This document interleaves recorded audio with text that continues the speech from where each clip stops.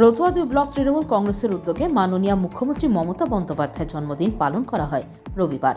মুখ্যমন্ত্রীর জন্মদিন উপলক্ষে প্রথমেই আড়াইডাঙ্গা হাসপাতালে কেক কাটা হয় এবং পরবর্তীতে হাসপাতালের রোগীদেরকে ফল এবং কম্বল বিতরণ করা হয়। উক্ত অনুষ্ঠানে উপস্থিত ছিলেন রতুয়া ২ নম্বর ব্লক তৃণমূল কংগ্রেসের সভাপতি রাকিবুল হক, সহ সভাপতি সুব্রত কর্মকার সহ রতুয়া ব্লক তৃণমূল কংগ্রেসের অন্যান্য নেতৃত্ব ও কর্মীরা।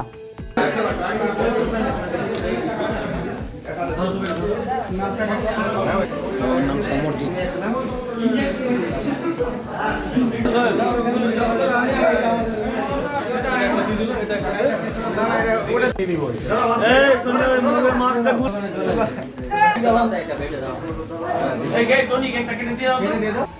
আজকে আমাদের মাননীয় নেত্রী মমতা বন্দ্যোপাধ্যায়ের জন্মদিন উপলক্ষে আমরা রতুয়া ২ নম্বর ব্লক তৃণমূল কংগ্রেসের পক্ষ থেকে আড়াইডাঙ্গা বিপিএসসিতে আমরা আসি।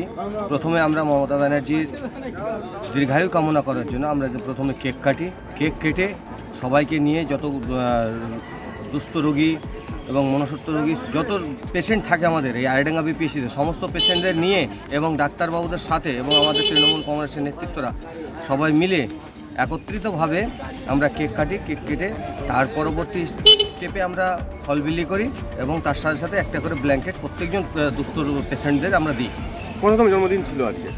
আজকে ৭০তম জন্মদিন। উনার কি আবেদন, মানে কি চাইলেন আপনি?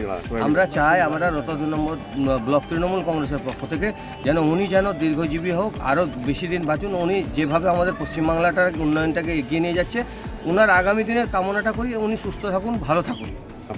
Bureau news Bangla Times.